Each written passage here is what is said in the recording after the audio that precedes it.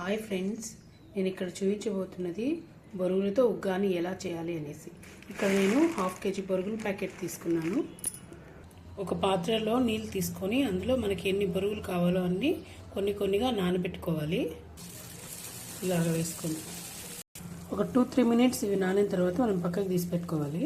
ఇదండి, ఇలాగా మనం తీసుకున్న బొరుగులు అన్నిటిని ఇలా క్లీన్ చేసి పెట్టుకోవాలి. మెత్తగా నానబెట్టిన తర్వాత వాటర్లో వేసి మెత్తగా నానిన తర్వాత ఇలా సపరేట్ చేసి పెట్టుకోవాలి. ఇక్కడ నేను కొన్ని చిల్లీస్ కట్ చేసి పెట్టుకున్నాను, 2 ఆనియన్స్ కట్ చేసినాను, కొద్దిగా కొరియాండర్, కొద్దిగా కర్రీ లీవ్స్, నెక్స్ట్ 4 టొమాటోస్ తీసుకున్నాను. ఆ టొమాటోస్ కట్ చేసి మిక్సీకి వేసి పెట్టుకోవాలి.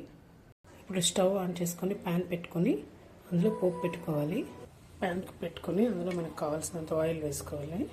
మనం మిక్సీ జార్ తీసుకొని మనకు కావాల్సినంత శనగ అందులో వేసుకొని మిక్సీ పట్టేసుకోవాలి. ఆయిల్ హీట్ ఎక్కిన తర్వాత అందులో అన్ని ఆవాలు వేసుకొని చుట్టుపక్కలాగిన తర్వాత అందులో మనం కట్ చేసుకుని మిక్సీ వేసుకోవాలి. నెక్స్ట్ ఆనియన్స్, కర్రీ లీవ్స్ వేసుకొని బాగా మిక్స్ చేసుకోవాలి. ఇందులో కొద్దిగా సాల్ట్ కూడా యాడ్ చేసుకోవాలి. ఇలా మిక్సీ పట్టేసుకొని ఒక ప్లేట్లోకి తీసుకున్నాము. నెక్స్ట్ టమాటాలు తీసుకొని ఇందులో వేసుకొని మిక్సీ పట్టేసుకోవాలి.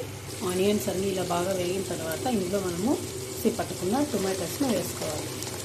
వేసుకొని బాగా మిక్స్ చేసుకొని వేగనివ్వాలి.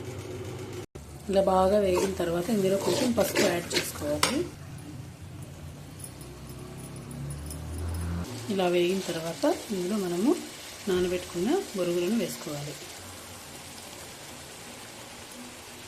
ఇలాగా దీన్ని బాగా కలిదిప్పుకోవాలి.